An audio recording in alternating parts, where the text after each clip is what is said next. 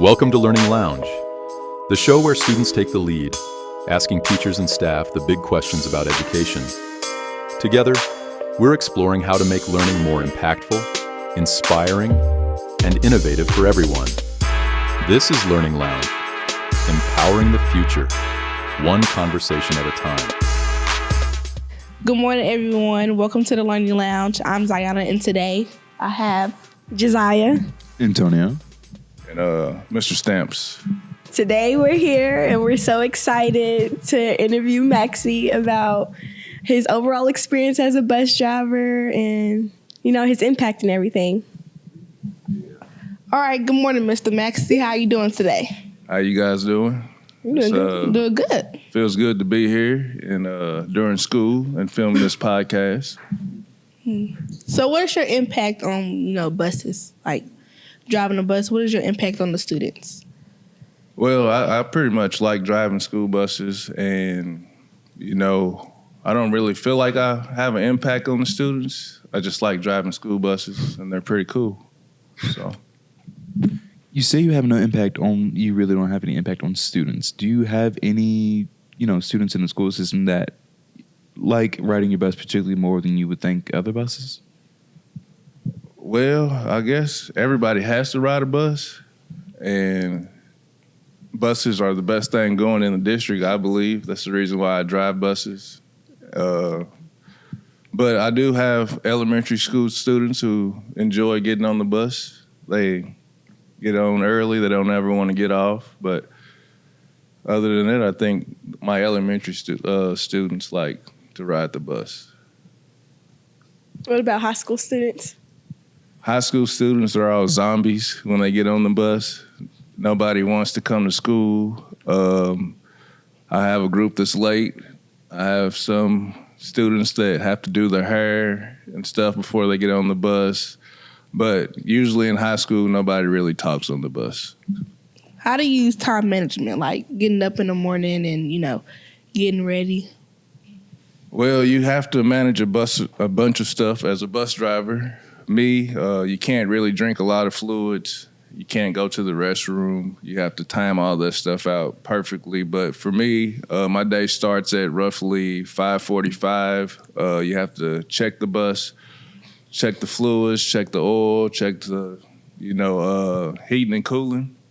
Have to check all that stuff, check the tires, have to clean the bus, check the lights, and then I pick up my first student at about 6:30. So from 6:30 until roughly 8:15, I'm on the bus. So. How long have you been driving buses? I've been driving buses for 7 years. It's been about 7 years. What is your biggest fear on like driving the bus while you have students on there? The biggest fear, basically, you have, sometimes I got a packed bus when I drive Gateway, and I'm the person that's responsible for everybody on the bus. A lot of kids don't look at that, but with the advancements of AI and technology, a lot of people, when they drive, they use their cell phones, and I have to protect everybody on the bus. So my biggest fear is somebody's not paying attention, and they hit the bus, or something happening to the students that I'm over while I'm driving the bus. All right, what's your biggest pet peeves about driving the bus? Oh, my biggest pet peeves is, you're the first person to see kids in the district and you're the last person to see kids in the district. I hate when other students pick on other students on the bus. That's my biggest pet peeve. Usually those people have, they're not really secure in who they are, so they usually pick on other people. So I have to try and do stuff to make them pick on me versus picking on people on the bus. I'd rather them to pick on me. So, yeah, I hate when people talk about other people or stuff like that. But other than that, I think it's pretty cool. Do you think that's like a big problem that happens on a bus, or like it's not that often?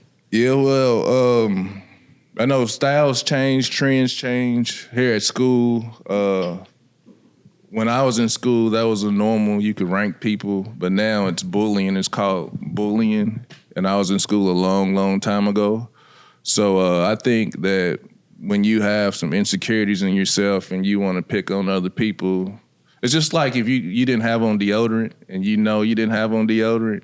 You ever been in that situation in class? Any of y'all? Yeah. So you don't want people to know that you don't have no deodorant on, so you kind of act up and you draw the attention away from yourself, you know. But a lot of that stuff goes on. So as a bus driver, I have to kind of monitor that. Kids get on the bus. Sometimes they want to come to school. Sometimes they don't have their clothes on. Sometimes they don't have deodorant on. I mean, I see all that stuff, but a lot of people on the bus, they see it too. So I try to just draw the attention to me. Sometimes my hair is not combed, or I wear the same thing over and over again so they can talk about me to take the attention away from everybody else. Okay, I know you said something about you making the attention on you when a student's picking on another student. How do you if that doesn't work, what else do you do? Do you like move their seats or like Well, talk the to a main parent? thing, I guess, when you're dealing with discipline, I've been in the game a long time. When you call people out in front of other people, then that's when they get defensive. So if they don't pick on me, well, they usually pick on me. Elementary, they have a good time picking on Mr. Maxie. I do stuff to make them pick on me, but you have to separate everybody from the actual crowd. When you can move people out of the crowd, you can tell them what you need to tell them, and then you can kind of put them back into the game, you know.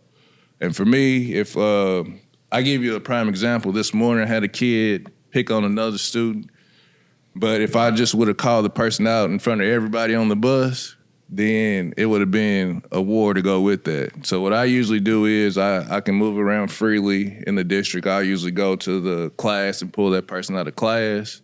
And then I basically, come on, man, you can't be talking about, and then usually that'll fix the problem. But if that don't fix the problem, then I got to embarrass them. I'll pull up to the house, tell them to go get their mom, and then have the mom come outside, and usually the parents take care of it. So, Electrical buses, how do you feel about them? Well, I'm old. I hate anything to have to do with assistance or help, because growing up, we didn't have AI or anything like that. But as far as the environment, I think electrical buses are great for the environment.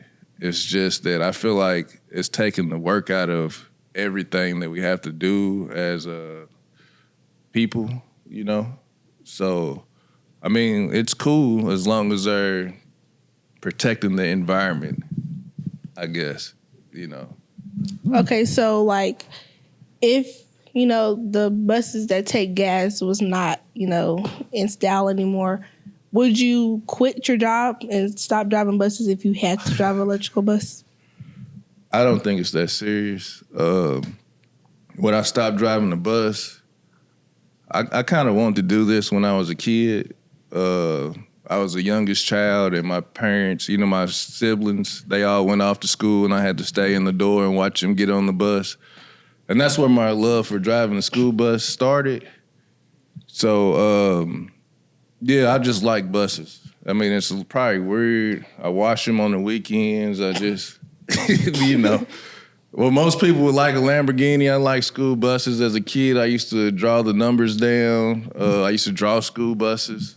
So, I would keep driving if, So you don't drive your car as much, so you just drive the bus everywhere you go? Yeah, I'm weird.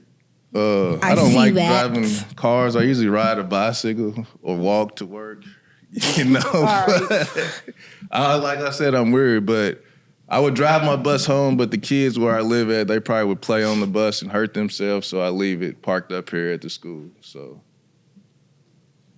How would you say electric buses' performance is compared to your standard diesel or gas bus?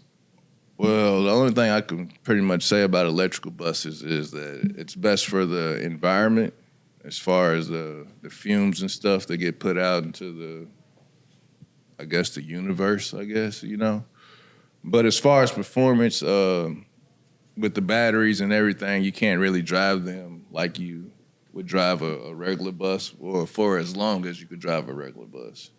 So, yeah. How long do they how long can you drive it before it's like dead? I think you got like an hour to like 2 hour range, maybe 100 miles is what the word is, you know, out there on the bus yard at the bus barn out there, you know. And how about long does it take to fully charge? That's a good question.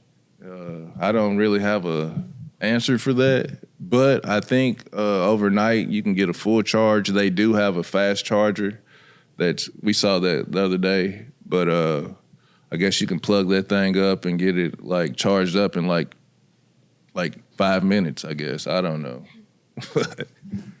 How long did it take you to like wash the bus and like clean the outside and inside of it? So, well, me parking up here where I park at the school, at the bus garage, and I'm going to say this because I hope somebody probably see that. It's real dusty down there. So if it's not raining and we don't get any saturation, the lot kind of dusts up. So when the buses pull into the lot, all the dust from the rocks kind of gets inside of the bus. So that it takes a long time to get, especially when all the kids let the windows down and you pull in there. But parking up here on concrete, it don't take that long. It just depends if you have rules like no eating on the bus, or I don't let my elementary school kids eat on the bus, but the high school kids are more responsible. They can eat on the bus as long as they take their stuff. So it don't take that long to actually clean out the inside. Now washing the bus, we have a place at the bus garage. It takes as long as you want to put into it. You know, if you want just a quick spray off, that's probably about 10 minutes. If you really want to get detailed and use soap and clean the windows, it can be anywhere from 2 hours to like 5 hours. All right. Have you ever had a raccoon on your bus? I have, yes. So when I park at the bus garage, you get down there early, and I mean every bus that, you know, that serves this district that parks down there has had a raccoon or animals on the bus. And they get on there for carbohydrates. They like carbohydrates for some reason. But a lot of bus drivers use a brick to kind of close the doors. But raccoons are smart. They can open the doors. They got little hands. They can then open the doors. And God made them special with raccoon hands to open the door. So, yeah, they get on the bus. I'm glad you guys actually had me on this show. This was pretty interesting. And for the people that it's your first time tuning in to this special podcast, we need you all to like, comment, and subscribe to this.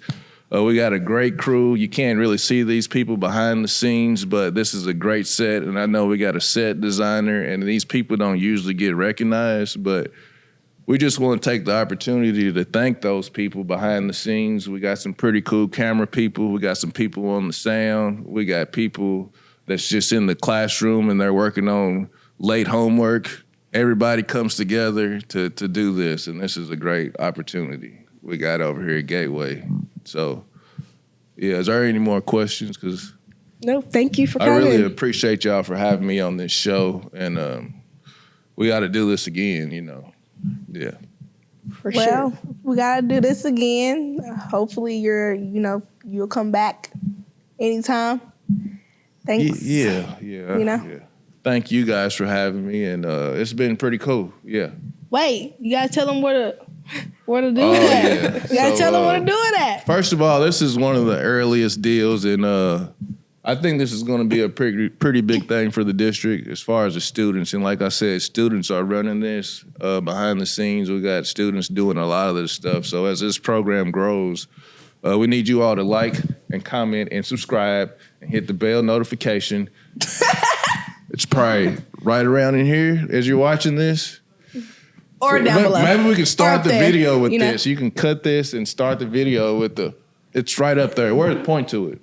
Right there. Hit it somewhere over there. Yeah, we're going to put a bell over there. Make sure you ring it, all The right? bell is at the bottom. Why would it be up top? We got some Maxie? pretty cool interviews coming out, man, and it's going to be great. I'm proud of you guys. Yeah. Thank you for tuning in to the Learning Lounge, where students take the lead, diving into the big questions about education with our teachers and staff. Don't forget to like and subscribe to stay updated on all the exciting content from Gateway Studios and CCPS Student Life. Discover more about our work at www.ccps.studentlife.com.